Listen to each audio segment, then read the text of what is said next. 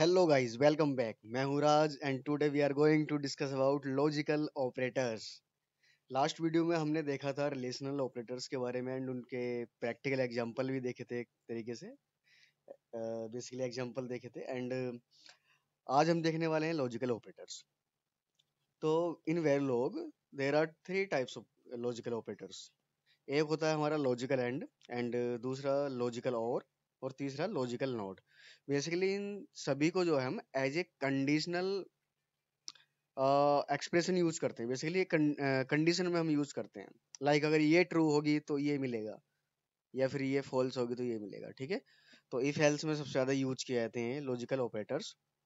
And basically logical operators जो है एक तरीके से स्केलर बुलन पर काम करते हैं, बेसिकली यानी कि बिट पर काम करते हैं। इसी की तरह हमारा एक और ऑपरेटर है बिटवाइज ऑपरेटर। नेक्स्ट वीडियो में उसको मैं बताऊंगा। बट फिलहाल ये लॉजिकल ऑपरेटर्स जो है हमारा, ये बिट पर काम करता है। बेसिकली स्केलर आउटपुट पर या इनपुट पर काम करता है। लाइक जीरो जीरो कंपेयर करेगा या फिर वन जीरो कंपेयर करेगा। बट बिटवाइज जो है पूरे वेक्टर को काउंट कर वो काम करता है उससे पूरे वेक्टर पर। तो एक बार प्रैक्टिकल एग्जांपल इसका देख लेते हैं। एंड मैं एक वेरिलॉग फाइल जो है क्रिएट कर लेता हूँ using Verilog module logical operator.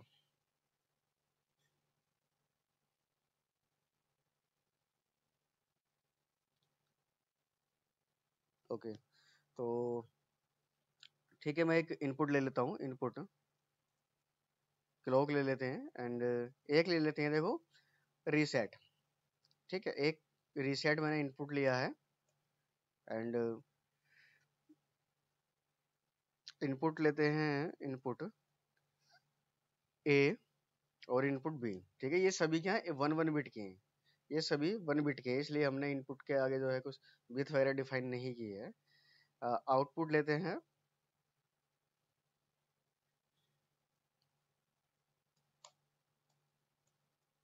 Output logical और एंड लॉजिकल एंड। ठीक है, ये मैंने दो आउटपुट लिए हैं। तो देखो क्या होता है। बेसिकली मैं लिख रहा हूँ always and percent poses clock and nag is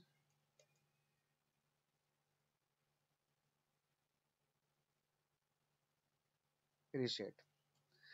इसका मतलब ये है कि पॉजिटिव एज पर क्लॉक की और नेगेटिव एज पर रीसेट की। या फिर मैं इस पार्ट को जो है अभी हटा देता हूँ। आपको ये थोड़ा कंफ्यूज करेगा तो इसे हटा ही देता हूँ। ओके। तो बिगिन, अब यहाँ से स्टार्ट है। देखो, इफ ये आ गया हमारा logical not. If R S T reset, if reset हमारा वन नहीं है, मीन्स जीरो होना चाहिए। लॉजिकल नोट लगा हुआ है इसके आगे। जब रीसेट हमारा जीरो होगा तो ये कंडीशन हमारी ट्रू होगी। अगर वन होगा रीसेट हमारा तो कंडीशन फॉल्स हो जाएगी। यानी कि आगे नोट लगा हुआ है लॉजिकल नोट।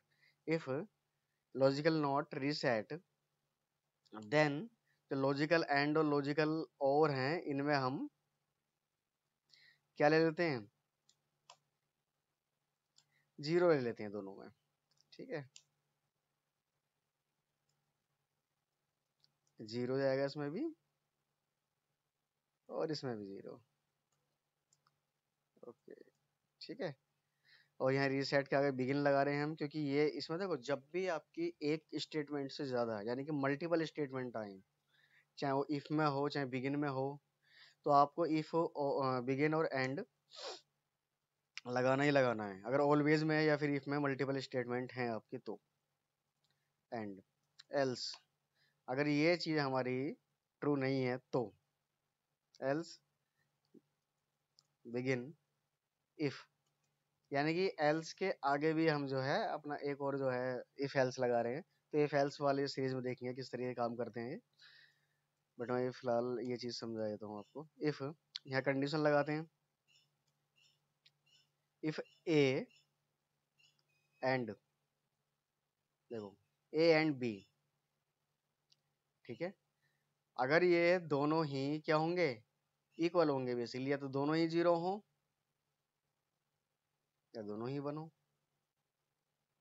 हम्म, या फिर चलो, तो इसमें जाएगा हमारा वन। जब भी ये कंडीशन ट्रू होगी तो ये बन जाएगा। एंड एल्स इफ, एक कंडीशन और, लॉजिकल एंड वाली, लॉजिकल और वाली,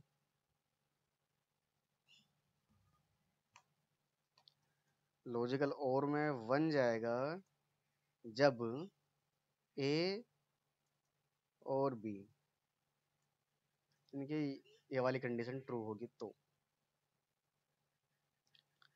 बेसिकली बिट का और करेगा ये, यानी कि 1 0 या फिर 0 1 1 1, जो सिंपल और गेट करता है वही चीज़ है। और जो हमने बिगिन किया था उसको एंड करते हैं, और एक और एंड, ठीक है, और एक बार इसे सिमुलेट करके देख लेते हैं।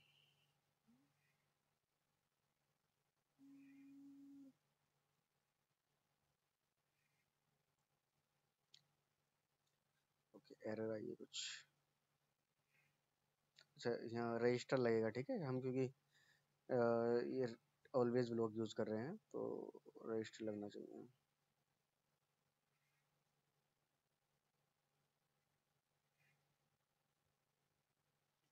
यस, सिमुलेट हो गया है। तो देखो जब भी हमारा रीसेट होगा, रीसेट क्या होगा, अगर मैं जीरो करता हूँ तो जो वो वाली मेरी कंडीशन थी वो क्या हो जाएगी, ट्रू हो जाएगी, यानी नोट लगा हुआ है ना उसके आगे, तो जीरो पर वो कंडीशन ट्रू होगी, और ट्रू होते ही आउटपुट में मेरा क्या आना चाहिए, 0 0 आना चाहिए।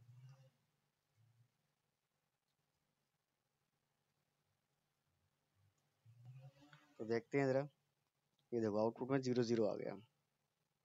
कंडीशन अगर मेरी ट्रू नहीं है ये, यानी मैं इसे वन कर दूं और वहां नोट लगा हुआ है तो वन का वो जीरो बना देगा। तो हमारे जो एल्स वाला पार्ट चलेगा, और मैं अभी ए और बी को कुछ दे रहा हूँ। सपोज करो ए को मैंने दिया 0 एंड बी को भी 0,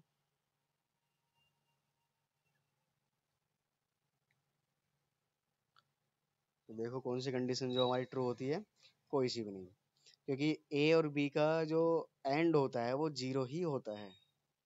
ए और बी का और भी, यानी कि 0 0 का एंड 0 होता है, और 0 0 का और भी 0 होता है, तो इसलिए 0।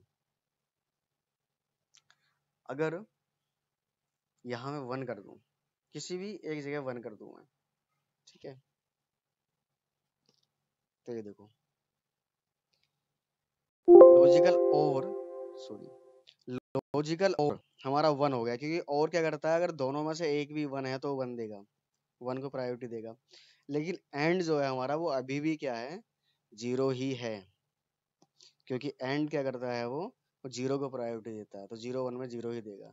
तो बेसिकली सिंपली ये एंड और गेट ही है, ठीक है, जो ऑपरेशन अपनी परफॉर्म कर रहे हैं, बट हम इस एज ए कंडीशन जो यूज कर लेते हैं अपने इफ और वाइल ब्लॉक में। तो ये थे हमारे bitwise logical operators. Next video में हम बिटवाइज ऑपरेटर देखने वाले हैं। एंड कोई भी डाउट है इसके बारे में तो आप मुझे कमेंट सेक्शन में जो है पूछ सकते हैं। और हम ये ऑपरेटर्स जो है ऑलवेज ब्लॉक में या फिर ऑलवेज ब्लॉक से बाहर भी यूज कर सकते हैं, यानी कि असाइनमेंट वाले जो मॉडलिंग होती है, स्ट्रक्चरल मॉडलिंग जो होती है उसमें भी हम यूज कर सकते हैं। एंड अभी तो ये सिर्फ हम कंडीशन में यूज कर रहे हैं इफ की, आप इसे सिंपल भी, इसके आगे भी आप एंड लिखते हैं यहाँ पर तो यहाँ भी यूज हो जाता है। तो मल्टीपल इसके एग्जांपल से मल्टीपल यूज हैं इसके।